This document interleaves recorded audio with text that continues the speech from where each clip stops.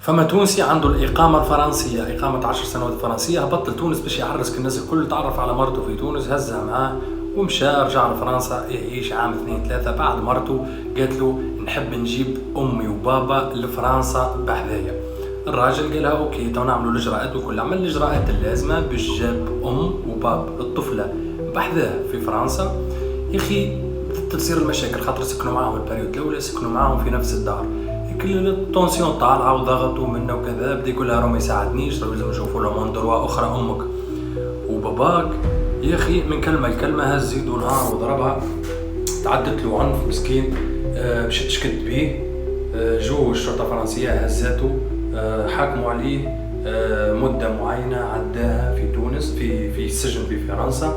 بعد ما كمل المده بتاعه صح جد المفاجاه، خرج انه لقى انه عنده كيد تاع فرنسا، كيد تريتوار فرنسي، وسحب الإقامة ذات 10 سنوات ومنع من دخول التراب الفرنسي لمدة 5 سنوات. هذاك علاش مش تحطوا في بالكم الناس كل تجوا فرنسا، راك حتى كان انت صحيح ومرتك غالطة وضربت مرتك راهي تنجم تكبرها لك. ربي بقى عليكم الستر، وحسبي الله ونعم الوكيل.